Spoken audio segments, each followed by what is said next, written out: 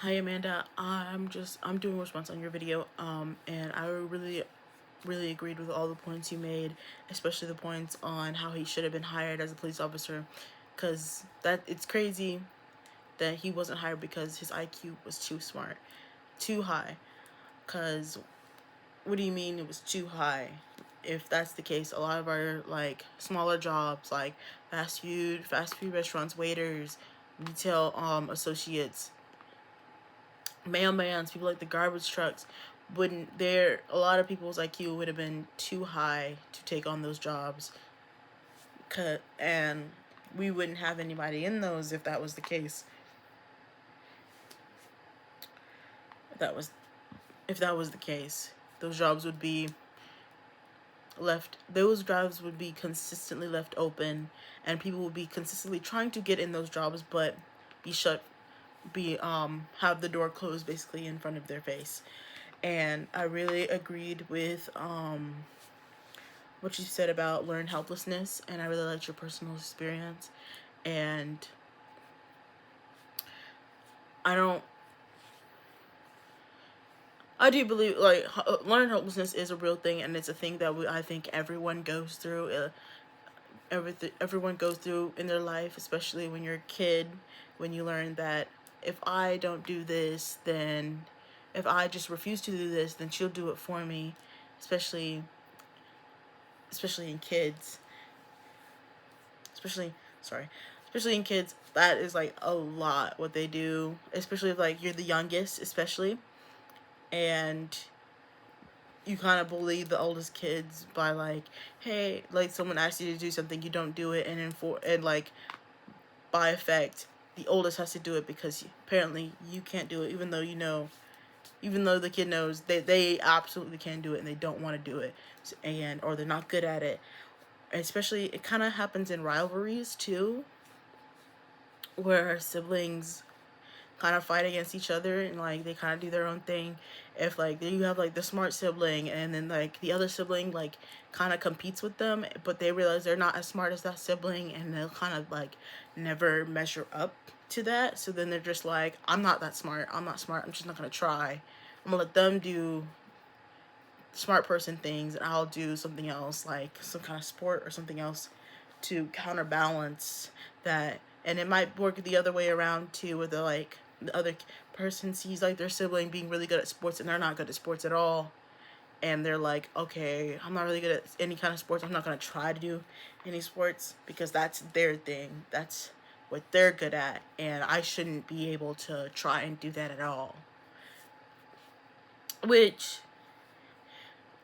um I don't have there was an example where it was like, I think I don't remember what bug it was, but it was like a bug that can jump really high, where like they like put the bug in a jar, put a lid on the jar, and well the bug can jump past the jar's lid, but every time the bug in the jar jumped, it would hit his head and knock back down, and it wouldn't be able to jump all the way up. And then over time the bug never jumped um as high as it could, because it would hit the lid and it didn't want to do that. So, and then when the bug had children and saw the other bugs not jumping as high, they learned by extension that I can't jump that high either, so I'm just not going to do it. And then when they were put outside the jar, they never jumped that high, even though they could. They just never tried because they didn't think they could. Even when the bug that was put in the jar first and knew they could jump that high, they never did. And the other bugs didn't even know the full potential that they could jump that high. Which then it's like comes to account. And then it's like, can parents do that too? Like if you have like a parent that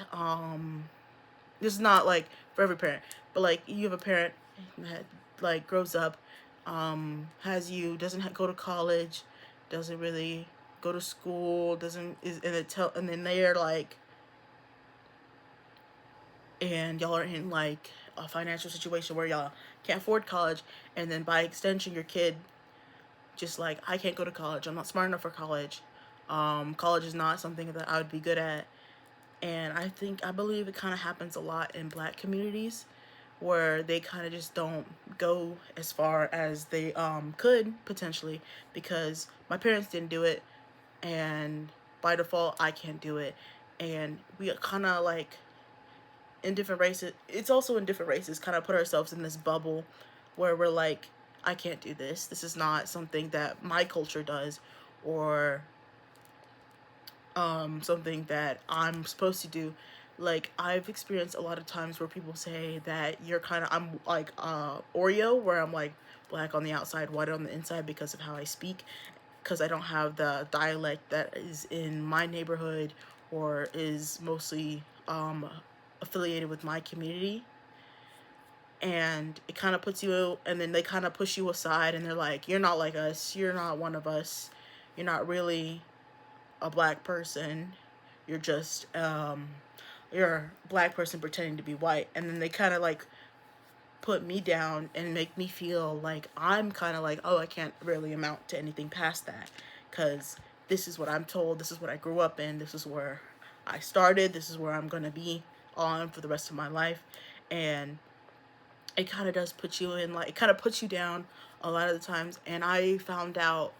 in high school and in college that I'm not the only one that has experienced this, that there is a lot of black people who are, by other black people, are told that they're an Oreo, that they're not black enough because they don't act a certain way, or don't view life a certain way, or like, they're like, you're not black because you don't talk like a black person, like, you shouldn't be talking like that because you're not black, you're not really that black, you're not, and talking like that because you're not truly black, even though both my parents are black. um I grew up around, my family's black, everyone around my family's black, and I didn't really grow up in a white school or anything like that. I just, like, it just happened where I don't. And it's crazy because in a lot of cultures this also happens, where you kind of have this expectations of, well, this is because I'm this is, especially in race, I'm this color, so I need to act this way. And, or like, because I'm this color, I can't do this. Because I'm black, I can't be a doctor. Because I'm Asian or some, I can't do comedy or be something like that. That's what, like, socially kind of what we're taught. And it's like crazy to me that we at this time still haven't broken through that kind of um basically, like, kind of like social, like, change, or we can't feel like that. It's just something that I thought about.